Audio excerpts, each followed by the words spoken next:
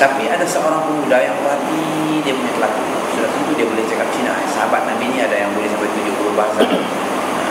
Dan dia bukan sahabat Nabi, dia sudah tinggal dan dia tak terkenal seperti tabi yang lain.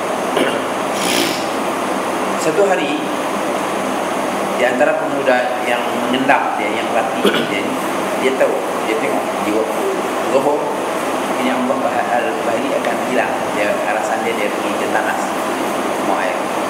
Pokoknya sampai di sana dia semayang. Dia buang air, dia ambil wudu dan dia semayang. Begitu juga waktu asar dia akan semayang. Kalau Tanas tidak semua orang pulang ke situ, jadi dia selesaikan. Cuma pemuda ini perhati dan dia lihat masa Allah Bahili semayang. Setelah selesai itu dia tanya, Datuk buat apa ini? Dah tua kan? Jadi kita saya dah tua, badan sudah tak kuat lagi. Jadi saya buat senaman. Ada senaman yang khusus untuk saya. Kata anak Cina ini, boleh ajar sama saya? Oh boleh, tidak ada masalah. Kita jangan kau seorang, panggil banyak kawan-kawan. Diajarlah cara semayang. Kita takbiratul ihram, rukuk, i'tidal, sujud, tapi tidak pakai rukun qauli. Tak ada bacaan-bacaan. Jadi karena rukuk itu lama, sujud itu lama kan? Mungkin dalam sahabat Nabi itu sujud bukan macam kita kan? Mungkin subhanallah rabbil azim, subhanallah rabbil a'la 15 kali kan? Jadi dia ada kesan dalam fizikal. Akhirnya si anak Cina ni tanya, boleh ada kesan yang lain lagi daripada ini punya senaman? Oh ada, tapi kita baca, ada bacaan dia. Bacaan dia tak dalam bahasa Cina, bahasa Arab. Jadi dia ajar bacaannya daripada takbiratul ihram, semua rukun qauli itu yang sunat-sunat qaulinya sampai selesai, sampai salam. Tapi dia tak terjemah ke bahasa Cina. Ini tak boleh terjemah. Ini larangan terjemah. Jadi akhirnya berarti mereka sudah mengucap syahadat tanpa dia tahu maknanya kan. Setelah Allah Bahili wafat, ya, dia dikebumikan. Ataulah macam mana caranya kita tak tahu kan. Sejarah tak menyebut itu. Jadi si Cina ini dia datang kebetulan bawa dagangan Cina itu masuk ke daerah-daerah negara Islam dan dia lihat orang sembahyang macam dia belajar sama Allah Bahili.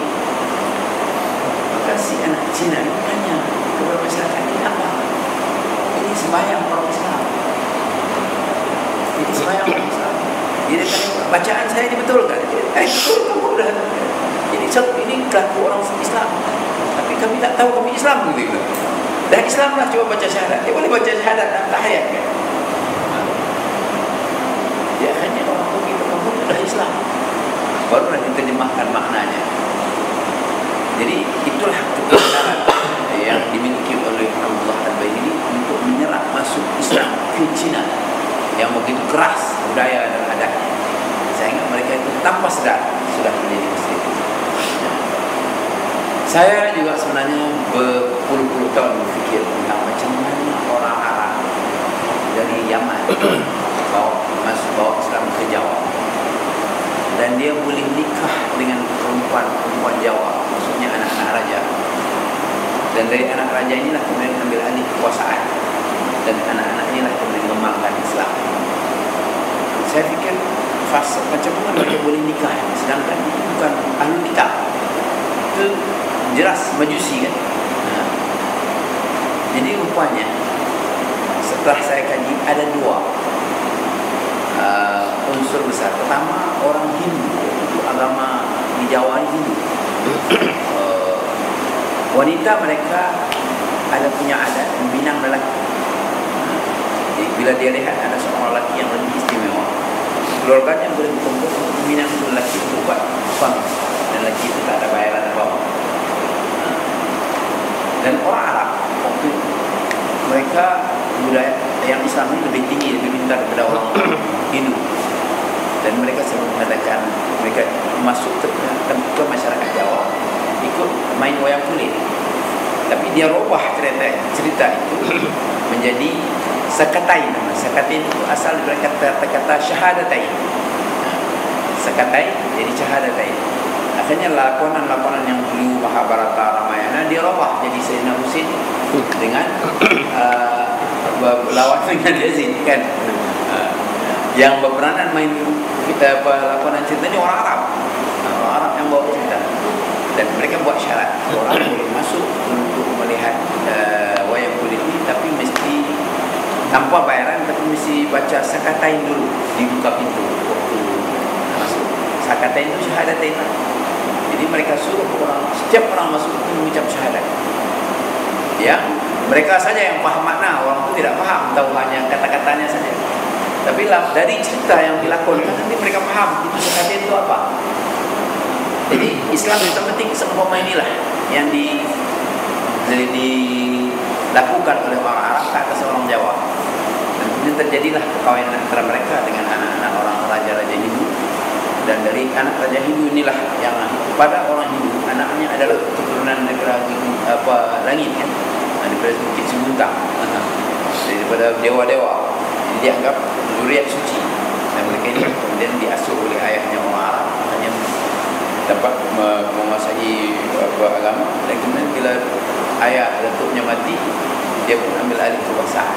Waktu dia ambil alih kekuasaan, dia perintah rakyatnya untuk melaksanakan Islam. Jadi menempuh masa yang cukup panjang untuk sampai menuju negara-negara Islam di Jawa. Ini teknik-teknik dakwah yang saya kira sangat luar biasa dan mempunyai pengaruh yang sangat mendalam lah kepada orang-orang yang Jawa masa dulu. Sehingga sekarang kalau kita lihat, ketika British datang, Belanda datang, dia terpaksa berperang menghadapi kaum muslimin yang sudah fanatik. Kita baca sejarah peperangan Belanda dengan kaum muslimin, 350 tahun, 35 kali perang besar yang berlaku antara Belanda dengan pejuang-pejuang Islam. Dan semua peperangan itu antara mujahidin Muslim dengan penjajah Belanda. Walaupun kebanyakannya kalah, tapi akhirnya merdeka. Dan tapi merdeka itu masih campur baur hukum negara dengan yang dipengaruhi Belanda, keinginan mujahidin Islam untuk menggerakkan Islam. Maka muncullah gerakan yang namanya Darul Islam dan macam-macam lagi nama. Dan semua itu sebenarnya masih daripada warisan daripada pejuang-pejuang Islam masa lalu. Jadi sebenarnya banyak kisah-kisah yang menarik dalam urusan dakwah. Kita kena buka lagi lambaran-lambaran sejarah dakwah supaya kita dapat memahami teknik yang luar biasa yang dipakai oleh para pendakwah dalam masalah ini. Saya rasa itu saja yang saya dapat sampaikan pada malam ini. Sekian dari kita.